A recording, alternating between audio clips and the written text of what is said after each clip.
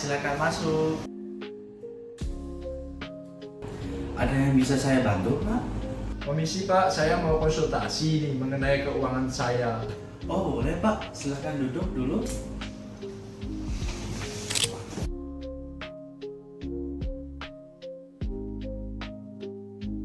Jadi gini Pak, saya mau konsultasi nih terkait keuangan saya.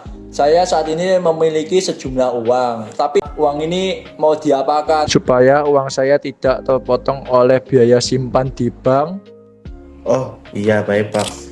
Mohon maaf sebelumnya, apakah Bapak sudah pernah mulai investasi? Oh belum Pak, emangnya investasi itu apa ya Pak? Oke, jadi begini Pak. Investasi itu kita menanamkan modal dengan adanya harapan agar modal yang kita tanamkan itu bertambah. Namun harus diperhatikan juga bahwa di dalam investasi ada pengorbanan dan juga risiko. Emang resikonya investasi itu apa aja Pak? Nah, jadi resikonya itu berbagai macam Pak. Ada yang perusahaan itu mengalami penurunan nilai. Nah, mungkin dari faktor produksinya, mungkin dari kualitas produksinya. Nah, juga bisa terjadi bencana alam. Nah, suatu perusahaan atau suatu instrumen kalau mengalami bencana alam pasti terjadi secara tiba-tiba dan tidak bisa diprediksi. Nah, lalu ada yang sampai instrumen itu gulung tikar atau kalau kita bilang adalah bangkrut. Kalau suatu instrumen tidak bisa menjaga keuangannya. Oh jadi begitu ya Pak. Lalu bagaimana Pak cara saya untuk mengatasi resiko tersebut? Nah, untuk menanggulangi resiko, Bapak bisa lakukan dengan cara diversifikasi. Nah, apa sih diversifikasi? Nah, diversifikasi itu dengan Bapak menaruh uang tidak di satu tempat. Seperti kata pepatah mengatakan bahwa don't put your egg in the one basket. Yang artinya jangan taruh satu telurmu di satu basket, satu keranjang. Bapak harus mengalokasikan dana-dana Bapak di perusahaan-perusahaan lainnya. Oke, jadi caranya begitu ya Pak untuk mengatasi resikonya. Nah, menurut Bapak nih, apa investasi yang paling menguntungkan yang bisa saya lakukan Pak? Oke, jadi saya akan jelaskan ya Pak, berbagai macam investasi. Nah, anggap saja ini adalah uang Bapak. Bapak adalah seorang investor dan saya adalah perusahaan. Bapak menginvestasikan uang Bapak senilai 100.000 kepada perusahaan saya. Semakin besar uang yang Bapak berikan, semakin besar juga kepemilikan Bapak terhadap perusahaan saya. Oke.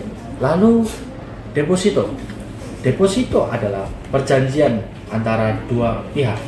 Nah, Bapak sebagai investor berjanji kepada saya, kita sepakat dengan perjanjian, Bapak memberikan uang senilai 100.000 dan masa pengambilannya selama kurang lebih 3-5 tahun.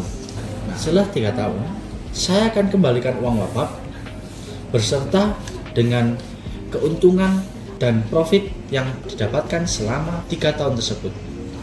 Namun, selama 3 tahun, uang Bapak tidak boleh diambil. Seperti itu. Nah, lalu ada obligasi. Obligasi itu apa, Pak? Obligasi adalah surat utang negara.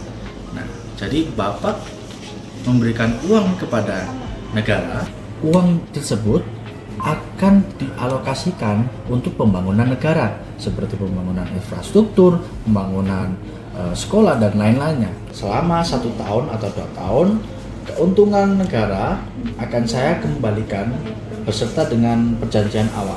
Itu obligasi. Lalu investasi juga ada yang namanya emas. Ibaratkan remote ini adalah emas. Harga emas di tahun sekarang mungkin sekitar 100.000. Nah, Bapak seorang investor membeli emas dari saya 100.000. Ini emas Bapak, ini 100.000 untuk saya. Lalu seiring bertambahnya tahun, emas akan naik nilainya. Mungkin 1 kali lipat, 2 kali lipat, hingga berkali-kali lipat.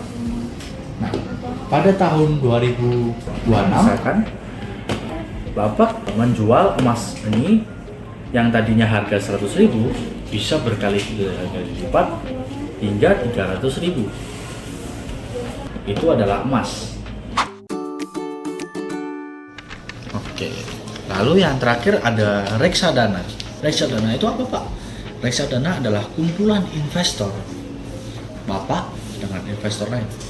Lalu Bapak dengan investor lain mencari perusahaannya. Saya sebagai perantaranya mengumpulkan uang-uang ini, lalu akan saya alokasikan mungkin ke emas, mungkin ke saham, atau deposito.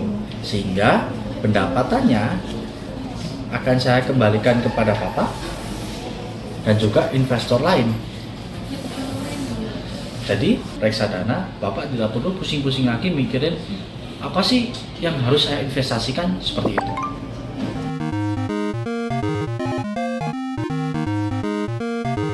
Untuk menjawab pertanyaan Bapak, mana yang paling menguntungkan? Itu ada di faktor resikonya, Pak. Jika Bapak ingin bermain aman atau resiko rendah, mungkin bisa di reksadana, di obligasi, dan juga deposito. Nah, kenapa kok resikonya rendah? Karena kita cuma tanamkan uang saja ke perusahaan akan menjalankan sesuai yang kita inginkan. Tetapi tetap kita harus lihat bagaimana progres mereka untuk menaikkan profit perusahaan mereka. Lalu ada di resiko sedang, yaitu saham.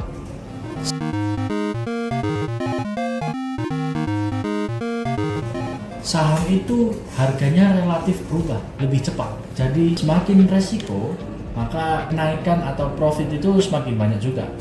Kalau Bapak butuh uang cepat nih, beli saham dengan cara trading, Bapak memperkirakan harganya naik atau turun. Bila sesuai prediksi, Bapak akan mendapatkan imbalan senilai apa yang Bapak telah prediksi. Maka Bapak akan mendapatkan 25%, 50%-nya, Bapak akan mendapatkan keuntungan yang lebih cepat. Jadi Bapak mengambil uang itu kapanpun bisa. Tidak seperti reksadana dan yang lain-lain, itu membutuhkan waktu bertahun-tahun untuk bisa diambil kembali. Seperti itu, Pak. Oh, jadi begitu ya Pak, macam-macam investasi. Oke, sekarang saya mulai sedikit paham mengenai investasi dan saya akan mencoba untuk menginvestasikan uang saya. Oke, terima kasih Pak atas waktu dan kesempatannya Pak. Ya, sama-sama ya, Pak.